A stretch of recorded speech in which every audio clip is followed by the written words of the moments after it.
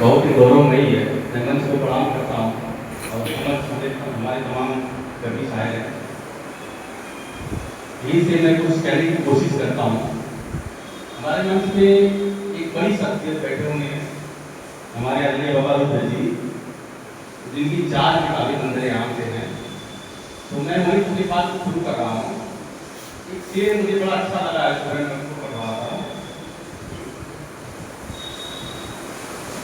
एक लड़ाई बाहर है, क्योंकि जंग और कुर्बानी के बगैर आदिकाल से और अब तक ना हमें हमारा हक मिल सकता है, ना इंसाफ मिल सकता है।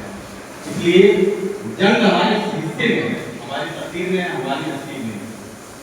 और ये जो सैनिक हमारे बीच बैठे हुए हैं, इस बात की तारीफ कर रहे हैं, प्रमाण कर रहे हैं, क्योंकि जंग को इन्होंने लड़ा है, अपनी आंखों से देखा है। और जंग भी जंग है, जिंदगी भी जंग है। उसी हवाले से मैं अपनी बात को शुरू करके आगे बढ़ रहा हूँ। बाबा का एक शेर जो उनकी पुस्तक अंतर्धन की प्रसून है, उसी को मैं शुरू कर रहा हूँ कि एक लड़ाई अंदर है, एक लड़ाई बाहर है। सुनने को बोल जाएगा और कुछ सुनाऊंगा आपको।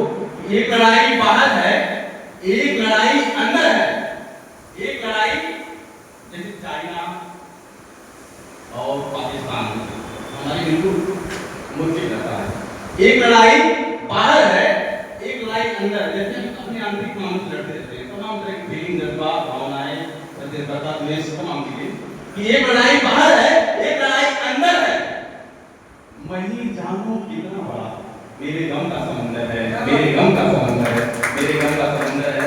यही से अपनी बात को शुरू करता हूँ। बाबा को मुबारकबाद देता हूँ, बहुत अच्छा आपने लिखा है। और मैं शुरू करता हूँ अपने सफर को यहीं से कि मैंने शेर लिखा कि सैनिकों की बड़ी तवील कहानी है। सुनिएगा, हमारे सैनिक सीन है कि सैनिकों की बड़ी तवील कहानी है। ये कहानी बड़ी मजेदार है। सैनिकों की बड़ी तवील कहानी है, एक कहानी बड़ी बलिदानी है। सैनिकों की बड़ी तवील कहानी है, एक कहानी बड़ी बलिदानी है। महसूस करिएगा कि गौर से देखो और मुल्कों की बड़ी बदतर कहानी है, कि गौर से देखो और मुल्कों की बड़ी बदतर कहानी है। अरे गर्व से कहो कि हम सब हिंदुस्तानी हैं, हम सब हिंदुस्तानी हैं, हम सब हिंदुस्तानी हैं, हम सब हिंदुस्तानी हैं।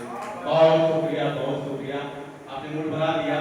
और ऐसे एक जरूर मैं करता हूँ कि हमारे बीच में कितना सुखद मंदिर, पथ मंदिर हमारी निगाहों में है। इसमें सैनिक बैठे हुए, आला वाला होता बुलंद वाला। राकेश भैया के हवाले से उनकी तवज्जो बताने से कि कितना गौरवमयी, कहिएगा कितना गौरवमयी संगम का, कितना गौरवमयी संगम कहा, ऐसा नजारा केंद्रम कहा। कितना गौरवमयी संगम कहा, ऐसा नजारा विहंगम कहा। इतना गौरवमयी संगम कहा, ऐसा नजारा विहंगम कहा। और जिसने आजादी हम तमसा काव्य मंच के तत्वावधान में मना रहे हैं, जिसने आजादी हम तमसा काव्य मंच के तत्वावधान में मना रहे हैं, ऐसा जिसने आजादी का आरंभम कहा, आरंभम कहा, आरंभम कहा, आरंभम कहा, आरंभम। बहुत शुक्रिया, बहुत शुक्रिया। क्योंकि वक्त का पता है, एक कौमी तराना पढ़ के